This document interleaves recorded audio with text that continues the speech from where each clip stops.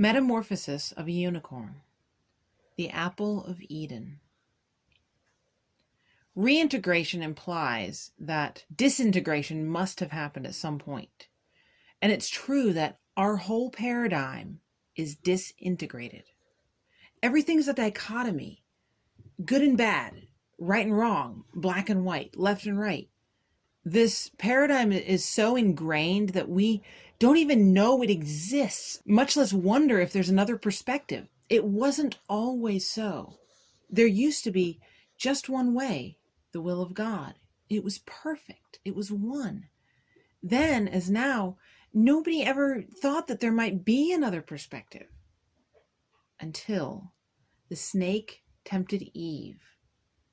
She ate the forbidden fruit, and the world split in two. With that one bite, Eve invented the dichotomy, obedience versus disobedience. It didn't exist before. Her eyes were opened. Out of one eye, she saw light. Out of the other, darkness. She could obey or she could disobey. She could feel confidence or she could feel shame. She could be a slave or she could be free. There was no end to the opposites, to the choices. From our perspective, we see this as a bad thing. Eve and Adam, by their choice to disobey, fell from grace and broke the world. The question in all of our hearts is this: if everything was so perfect, why did God place the tree in the garden where it was sure to tempt them? Why did he allow the fall? My answer to this is simple. So there would be unicorns. A world without unicorns is a painless world, but it's not a complete world. It's a simple answer, yes, but there's a lot to unpack. Since the fall, our entire existence has been answering that question. So now the question becomes, how do we access the power of the unicorn to heal the split in the universe? It's all about perspective. It's all about perspective.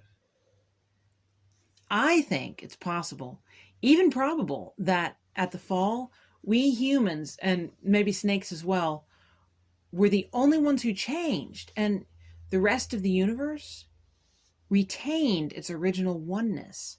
Maybe all of the suffering we've experienced since then has been due, directly or indirectly, to a change in perspective. Consider suffering inflicted on another through malice or carelessness. You take my toy and I hit you back. All of that can happen only within the dichotomous you versus me paradigm. In a you and me paradigm, we work it out without causing suffering.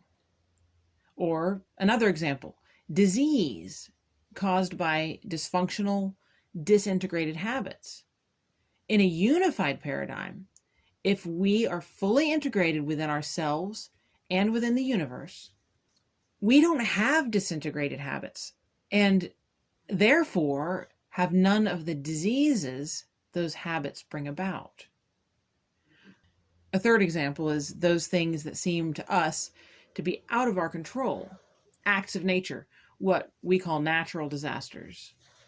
If we are fully integrated with nature, and if we free up our other resources that are so often sucked away in the mitigation of problems that we caused in the first place, then we know how to manage acts of nature in a way that minimizes their damage.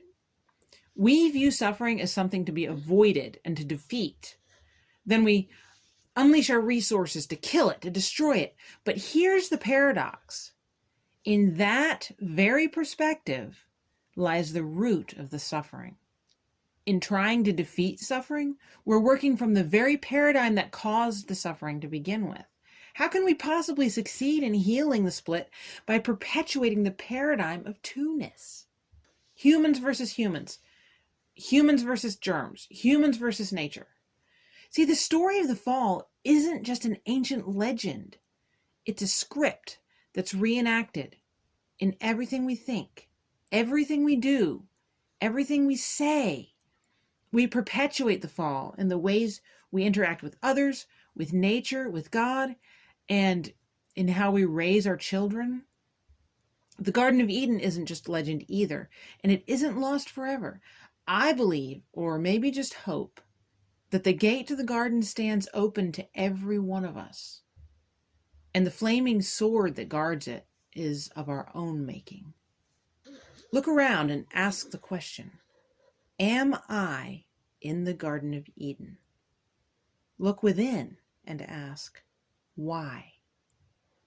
The power of the unicorn is in its horn and its ability to integrate, to synergize the two into one, to allow the two to be two and also one, spiraling together into an infinitely small point that pierces the veil between body and soul, between time and eternity, between the common ground and the Holy of Holies.